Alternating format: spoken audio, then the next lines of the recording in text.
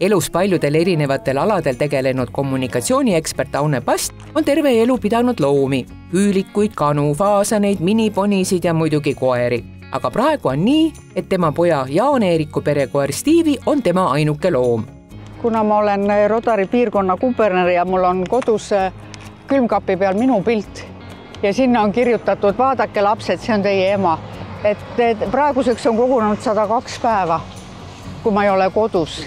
Ja see on niisugune tore koer, kes on võetud varjupaigast ja kuna pojapere on digitaalsed nomaadid, nad töötavad üle maailma, siis see koer on reisinud kole palju. Koer on Aunele ka hea kaalulangetaja, räägib ta. Ja mitte ainult seepärast, et temaga tuleb jalutada, vaid ka seepärast, et erinevalt teistest pereliikmetest ei suuda ta Stevie paluvatele silmadele söögilaua ääres vastu panna ja ikka annab talle oma taldrikult toitu. Aga koer ei tohi minna ülekaalu, sest reisides võib lennukisalongi kaasa võtta ainult sellise lemmiku, kes koos transpordipuuriga kaalub alla 8 kilo. Sellepärast ma olen ise ka söön väga vähe. Kui ma näitan, et mu taldrik on tühi, siis Stevie saab aru, et siit midagi ei saa. Et see on puhta kaastundest ja sellest, et mul ei ole enesedistsipliini, et ma tahaksin jagada oma toitu temaga. Aga meiega on ka Kaur, Aune poja hea sõber, kes kolis oma koer Sapoga Stevie koju, kuni pererahvas tagasi tuleb, sest eks koeral on ju niigi stress, kui tema inimesed ära on.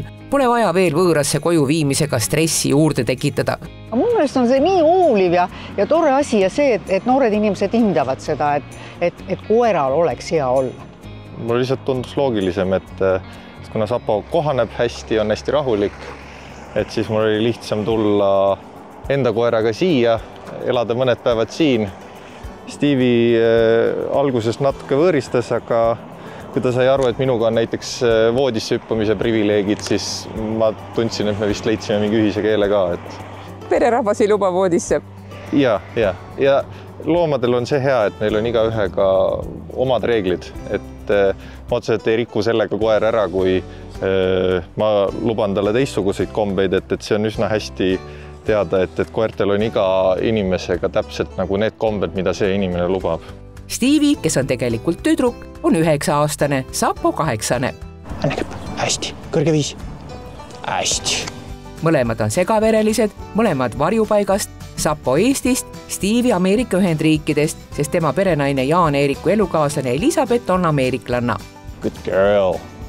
Mis on veel kihvt on see, et kuna Stevie on tegelikult ju oma olemuselt ameeriklane, siis ma saan ühe koeraga rääkida inglise keeles, mul on temaga nagu üks keel, teise koeraga eesti keeles, et siis käsklused ei lähe segamini. Koerad omavahel sõbrad ei ole, kuid aktsepteerivad teineteist.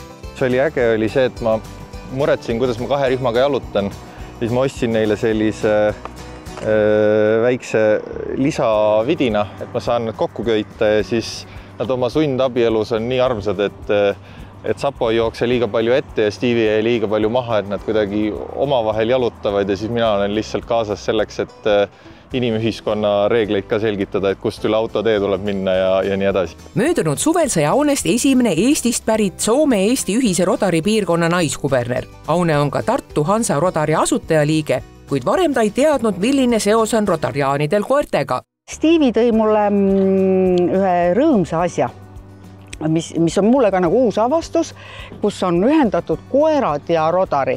Et Rodari üks kõige suuremaid projekte on lastehalvatuse vastu võitlemine kogu maailmas. See on koos Bill Gatesi ja Melinda Gatesi fondiga. Seal on vaktsineeritud juba 2,5 miljardit last 122 maas. Ja see on kõik heategevus nagu rahadest ja nüüd on pandud kokku see, et sa oled End Polio Society liige, sa annetad igal aastal 100 eurot, millega saab vaktsineerida põhimõtteliselt, saab 20 vaktsiinidoosi. Ja siis sa saad oma lemmiku panna End Polio Society Kennelklubi liikmeks. Ja siis neid pilte jagatakse Facebookis, koertel on lõpmata ilusad kaelarätid, et mulle tõsiselt see algatus meeldib. Stevil pole praegu rätikud kaelas seetõttu, et tema oma on alles postis Eesti poole teel. Miks meil loomad on? See on niisugune positiivne emotsioon, mida sa ei saa mitte kusagil.